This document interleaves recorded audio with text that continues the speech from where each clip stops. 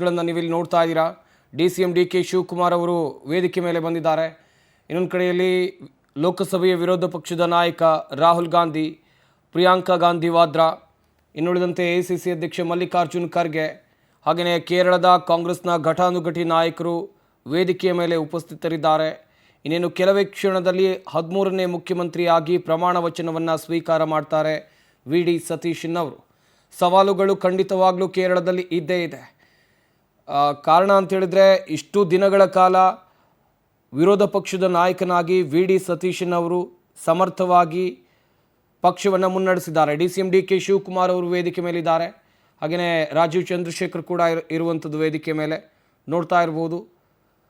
ಸಾಕಷ್ಟು ನಾಯಕರು ಭಾಗಿಯಾಗಿದ್ದಾರೆ. ಇನ್ನುಳಿದಂತೆ ಬೇರೆ ರಾಜ್ಯದಲ್ಲಿ ಯಾವೆಲ್ಲ ರಾಜ್ಯದಲ್ಲಿ ಕಾಂಗ್ರೆಸ್ನ ಆಡಳಿತ ಇದೆಯೋ ಅಲ್ಲಿ ಯಾರು ಮುಖ್ಯಮಂತ್ರಿ ಆಗಿದ್ದಾರೆ ಅವರು ಕೂಡ ಈ ಕಾರ್ಯಕ್ರಮದಲ್ಲಿ ಉಪಸ್ಥಿತರಾಗಿದ್ದಾರೆ. ರಾಹುಲ್ ಗಾಂಧಿ, ಪ್ರಿಯಾಂಕಾ ಗಾಂಧಿ ಅವರನ್ನು ಕೂಡ ನೀವಿಲ್ಲಿ ನೋಡ್ತಾ ಇದ್ದೀರಾ. VD ಸತೀಶನ್ ಇದ್ದಾರೆ. ಇನ್ನೊಂದು ಕಡೆಯಲ್ಲಿ 2001, 2006, 2011, 2016, 2021, 2026ರಲ್ಲಿ ಸತತವಾಗಿ 6 ಬಾರಿ ಪರವೂರು ಎನ್ನುವಂಥ ವಿಧಾನಸಭಾ ಕ್ಷೇತ್ರದಿಂದ ಆಯ್ಕೆಯಾಗಿ ಇವತ್ತು ಕೇರಳದ 13ನೇ ಮುಖ್ಯಮಂತ್ರಿಯಾಗಿ ಪ್ರಮಾಣ ವಚನವನ್ನು VD ಸತೀಶನ್ ಅವರು ಸ್ವೀಕಾರ ಮಾಡಲಿದ್ದಾರೆ. ಕಾರ್ಯಕ್ರಮ ಆರಂಭ ಅಂತೇಳಿದರೆ ಪದಗ್ರಹಣ ಕಾರ್ಯಕ್ರಮ ಅಥವಾ ಪ್ರಮಾಣ ವಚನ ಇನ್ನೇನು ಕೆಲವೇ ಕ್ಷಣದಲ್ಲಿ ಆರಂಭ ಆಗುತ್ತೆ. ಕೇರಳದ ಮಾಜಿ ಮುಖ್ಯಮಂತ್ರಿ ಪಿಣರಾಯಿ ವಿಜಯನ್, KC ವೇಣುಗೋಪಾಲ್ ಹಾಗೆಯೇ ಸಾಕಷ್ಟು ನಾಯಕರು ಈ ಪದಗ್ರಹಣ ಕಾರ್ಯಕ್ರಮದಲ್ಲಿ ಭಾಗಿಯಾಗಿದ್ದಾರೆ. ಬಂದಂಥ ಎಲ್ಲ ಅತಿಥಿಗಳನ್ನು ಕೇರಳದ ಕಾಂಗ್ರೆಸ್ನ ಮುಖಂಡರು ಸ್ವಾಗತ ಮಾಡ್ತಾ ಇದ್ದಾರೆ. VD ಸತೀಶನ್ ಅವರೇ ಸ್ವತಃ ಸ್ವಾಗತ ಮಾಡ್ತಾ ಇದ್ದಾರೆ. NA ಹ್ಯಾರಿಸ್ ಅವರು ಕೂಡ ಈ ಕಾರ್ಯಕ್ರಮದಲ್ಲಿ ಭಾಗಿಯಾಗಿರುವಂಥದ್ದು. ಸಂಪೂರ್ಣವಾಗಿ ಕೇರಳದ ಚುನಾವಣಾ ಜವಾಬ್ದಾರಿಯನ್ನು ರಾಜ್ಯ ಕಾಂಗ್ರೆಸ್ ನಾಯಕರು ಹೊತ್ತುಕೊಂಡಿದ್ದರು. ಆ ಚುನಾವಣೆಯನ್ನು ನಿರ್ವಹಿಸುವಂಥ ನಿಟ್ಟಿನಲ್ಲೂ ರೇವಂತ್ ರೆಡ್ಡಿ ಕೂಡ ಈ ಕಾರ್ಯಕ್ರಮದಲ್ಲಿ ಭಾಗಿಯಾಗಿರೋದು ನೋಡ್ತಾ ಇರ್ಬೋದು. ಇನ್ನೇನು ಕೆಲವೇ ಕ್ಷಣದಲ್ಲಿ ಅಧಿಕೃತವಾಗಿ ಕಾರ್ಯಕ್ರಮ ಆರಂಭ ಆಗುತ್ತೆ. ಪರವೂರು ವಿಧಾನಸಭಾ ಕ್ಷೇತ್ರದಿಂದ ಕೇರಳದ ಇಲ್ಲಿಂದ ಆಯ್ಕೆಯಾಗಿ ಈಗ ಮುಖ್ಯಮಂತ್ರಿ ಗದ್ದುಗೆಯನ್ನು ಏರ್ತಾ ಇದ್ದಾರೆ. ಇವರ ಜೊತೆಯಲ್ಲಿ ಕೆಲವೊಂದಿಷ್ಟು ಶಾಸಕರು ಕೂಡ ಸಚಿವರಾಗಿ ಪ್ರಮಾಣ ವಚನವನ್ನು ಸ್ವೀಕಾರ ಮಾಡಲಿದ್ದಾರೆ ಎನ್ನುವಂಥ ಮಾಹಿತಿಗಳು ಕೂಡ ಇದೆ. ಕಾದು ನೋಡಬೇಕು. ಒಂದು ಕಡೆಯಲ್ಲಿ ಮೈತ್ರಿ ಇರುವಂಥ ಕಾರಣಕ್ಕಾಗಿ ಯಾರಿಗೆ ಮಂತ್ರಿಗಿರಿ ಸಿಗಬಹುದು ಎನ್ನುವಂಥ ಚರ್ಚೆಗಳು ಕೂಡ ಜೋರಾಗಿ ಆಗ್ತಾ ಇದೆ. ರಮೇಶ್ ಚೆನ್ನಿತ್ತಲ, ಹಾಗೆಯೇ Sunny Joseph, K Muraleedharan, Mons Joseph, Shibu Baby John, Anoop Jacob, CP John, AP Anil Kumar, N Shamsuddin ಇವರೆಲ್ಲರೂ ಕೂಡ ಇವತ್ತು ಸಚಿವರಾಗಿ ಪ್ರಮಾಣ ವಚನವನ್ನು ಸ್ವೀಕಾರ ಮಾಡ್ತಾರೆ ಎನ್ನುವಂಥ ಮಾಹಿತಿ ಇದೆ. PC Vishnunath, Roji, M John, Bindu Krishna, M Liju, KM Shaji, PK Basheer, VE Abdul Gafoor, T Siddique, KA Thulasi, ಹಾಗೆಯೇ ಯಾರೆಲ್ಲ ಕಾರ್ಯಕ್ರಮದಲ್ಲಿ ಭಾಗಿಯಾಗಿದ್ದಾರೆ. ತೆಲಂಗಾಣ CM ರೇವಂತ್ ರೆಡ್ಡಿ ಮತ್ತು AICC ಅಧ್ಯಕ್ಷ ಮಲ್ಲಿಕಾರ್ಜುನ್ ಖರ್ಗೆ ಒಟ್ಟಿಗೆ ಕೂತಿದ್ದಾರೆ, ಮಾತನಾಡ್ತಾ ಇದ್ದಾರೆ. ಇನ್ನೊಂದು ಕಡೆಯಲ್ಲಿ KC ವೇಣುಗೋಪಾಲ್ ಅವರನ್ನು ಕೂಡ ನೀವು ನೋಡ್ತಾ ಇರಬಹುದು. ಒಂದು ಕಡೆಯಲ್ಲಿ ಮುಖ್ಯಮಂತ್ರಿ ರೇಸ್ನಲ್ಲಿ KC ವೇಣುಗೋಪಾಲ್ ಅವರು ಕೂಡ ಇದ್ದರು. KC ವೇಣುಗೋಪಾಲ್ ಅವರಿಗೆ ಕಾಂಗ್ರೆಸ್ನ ಸಾಕಷ್ಟು ಶಾಸಕರ ಬೆಂಬಲ ಇತ್ತು. ಸಾಕಷ್ಟು ಶಾಸಕರು ಅವರೇ ಮುಖ್ಯಮಂತ್ರಿ ಆಗಬೇಕು ಅಂತ ಅಭಿಪ್ರಾಯವನ್ನು ವ್ಯಕ್ತಪಡಿಸಿದರು. ಆದರೆ ಕಾಂಗ್ರೆಸ್ನ ಹೈಕಮಾಂಡ್ ಅಳೆದು ತೂಗಿ ನಿರ್ಧಾರವನ್ನು ತೆಗೆದುಕೊಂಡರು. ಕೇರಳಕ್ಕೆ ವೀಕ್ಷಕರಾಗಿ ಆಗಮಿಸಿದವರು ಕೂಡ ಈ ಕಾರ್ಯಕ್ರಮದಲ್ಲಿ ಉಪಸ್ಥಿತರಿದ್ದಾರೆ. ಮುಖ್ಯಮಂತ್ರಿ ಸಿದ್ದರಾಮಯ್ಯನವರು ಈ ಕಾರ್ಯಕ್ರಮದಲ್ಲಿ ಭಾಗಿಯಾಗಿದ್ದಾರೆ, ನೋಡ್ತಾ ಇರಬಹುದು. ಅವರನ್ನು VD ಸತೀಶನ್ ಅವರು ಬರಮಾಡಿಕೊಂಡಿದ್ದಾರೆ. ಮುಖ್ಯಮಂತ್ರಿ ಸಿದ್ದರಾಮಯ್ಯನವರು ಮಲ್ಲಿಕಾರ್ಜುನ್ ಖರ್ಗೆ ಅವರ ಪಕ್ಕದಲ್ಲೇ ಕುಳಿತಿದ್ದಾರೆ. ಪಕ್ಕದಲ್ಲಿ ತೆಲಂಗಾಣ CM ರೇವಂತ್ ರೆಡ್ಡಿ ಇದ್ದಾರೆ.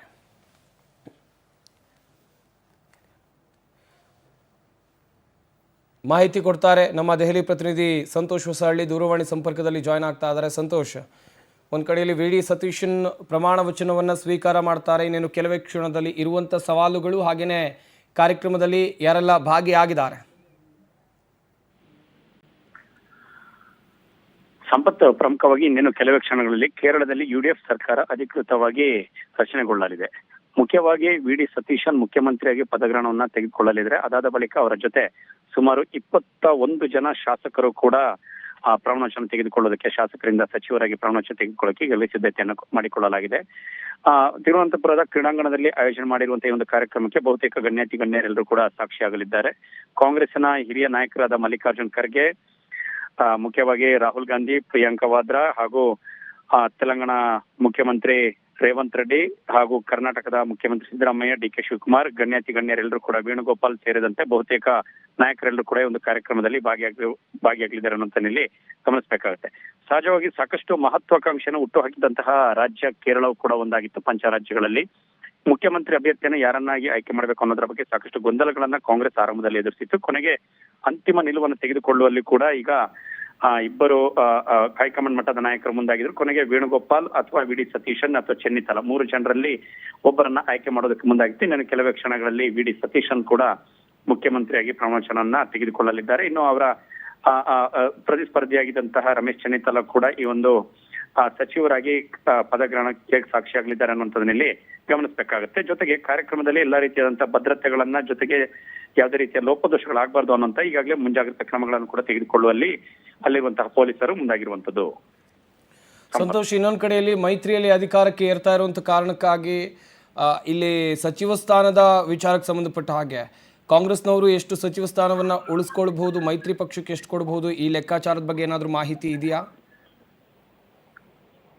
ಈಗಾಗಲೇ 21 ಸಚಿವ ಸ್ಥಾನಗಳಲ್ಲಿ 12 ಕಾಂಗ್ರೆಸ್, ಉಳಿದಂತೆ LDF ನ ಈಗಾಗಲೇ ಮುಸ್ಲಿಂ ಲೀಗ್ ಏನಿದೆ UMLIL ಅಲ್ಲಿ ಅದರಲ್ಲಿ 8 ಜನ ಶಾಸಕರನ್ನ ಈಗಾಗಲೇ ಸಚಿವರಾಗಿ ಮಾಡಿಕೊಳ್ಳುವಂತಹ ನಿರ್ಧಾರಕ್ಕೆ ಕಾಂಗ್ರೆಸ್ ಬಂದಿದೆ. ಹಾಗಾಗಿ ಯಾವುದೇ ರೀತಿಯಾದಂತಹ ಗೊಂದಲ ಸದ್ಯಕ್ಕೆ UDF ನಲ್ಲಿ ಇಲ್ಲ ಅನ್ನೋಂಥದ್ದನ್ನಲ್ಲಿ ಗಮನಿಸಬೇಕಾಗುತ್ತೆ. ಬಹುಶಃ ಸರ್ಕಾರ ಹಿಂದಿನಿಂದಲೂ ಕೂಡ UDF ಮತ್ತೊಂದು ಕಡೆಗೆ LDF ಎರಡೂ ಪಕ್ಷಗಳು ಕೂಡ ಹಿಂದಿನಿಂದಲೂ ಕೂಡ ಒಮ್ಮೆ UDF ಮತ್ತೊಂದು ಕಡೆ LDF ಅಧಿಕಾರಕ್ಕೆ ಬಂದಿದ್ದಾನೆ ಇಲ್ಲಿ ಗಮನಿಸಬೇಕಾಗುತ್ತೆ. ಹಾಗಾಗಿ ಈ ರೀತಿಯಾದಂತಹ ಒಂದು ಕ್ರಮಗಳು ಕೇರಳದಲ್ಲಿ ಪದೇ ಪದೇ ಉದ್ಭವಿಸಿರುವಂತ, ಒಮ್ಮೆ UDF ಬರುತ್ತೆ, ಮತ್ತೊಮ್ಮೆ LDF ಅಧಿಕಾರಕ್ಕೆ ಬಂದು ಅಲ್ಲಿರುವಂತಹ ಅಭಿವೃದ್ಧಿ ಕಾರ್ಯಗಳಿಗೂ ಕೂಡ ಸಾಕ್ಷಿ ಆಗ್ತಿರುವಂತ ಗಮನಿಸಬೇಕಾಗುತ್ತೆ. ಈ ಬಾರಿ UDF ಎಷ್ಟರ ಮಟ್ಟಿಗೆ ತಮ್ಮ ಒಂದು ಅಧಿಕಾರವನ್ನ ಮತ್ತಷ್ಟು ಗಟ್ಟಿಗೊಳಿಸುವಂತಹ ಕೆಲಸಕ್ಕೆ ಮುಂದಾಗುತ್ತೆ, ಪಕ್ಷವನ್ನ ಗಟ್ಟಿಗೊಳಿಸುವಂತದ್ದು, ಮತ್ತೊಂದು ಕಡೆಗೆ ಮೈತ್ರಿಯನ್ನ ಗಟ್ಟಿಗೊಳಿಸಿಕೊಂಡು ಹೋಗಿ ಘೋಷಣೆ ಮಾಡಿರುವಂತಹ ಈ ಎಲ್ಲ ಯೋಜನೆಗಳನ್ನ ಜಾರಿಗೆ ತರುವಲ್ಲಿ ಯಶಸ್ವಿಯಾಗುತ್ತಾ ಅನ್ನುವಂಥದ್ದನ್ನ ಬಹುಶಃ ಮುಂದಿನ ಹಂತದಲ್ಲಿ ಕಾದ್ ನೋಡ್ಬೇಕು.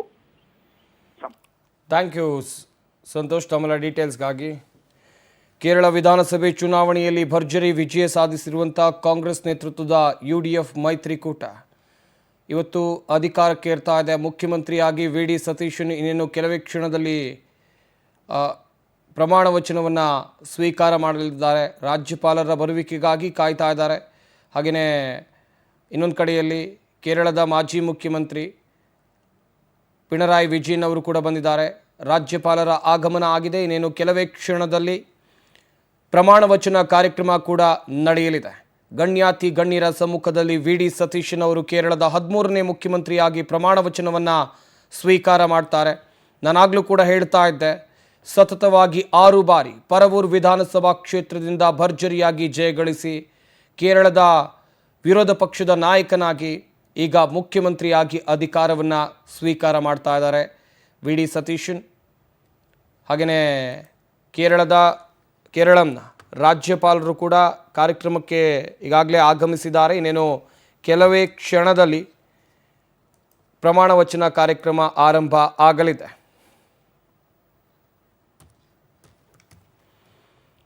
ಹಾಗೆಯೇ ಇಲ್ಲಿ ಅಧಿಕಾರದ ಜಟಾಪಟಿ ಕೂಡ ಜೋರಾಗಿತ್ತು. ಈಗಾಗಲೇ ಯಾರು ಮಂತ್ರಿ ಸ್ಥಾನವನ್ನು ಅಲಂಕರಿಸಬಹುದು ಎನ್ನುವಂಥ ಲೆಕ್ಕಾಚಾರಗಳು ಕೂಡ ಜೋರಾಗಿದೆ.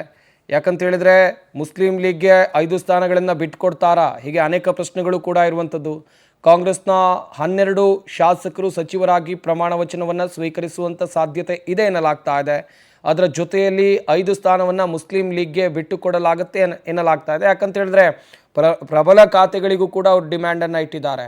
ಈ ಒಂದು ಕಾರಣಕ್ಕಾಗಿ ಮೈತ್ರಿ ಮಾಡ್ಕೊಂಡ್ಮೇಲೆ ಅವರ ಬೇಡಿಕೆಗಳನ್ನು ಈಡೇರಿಸಬೇಕಾಗತ್ತೆ.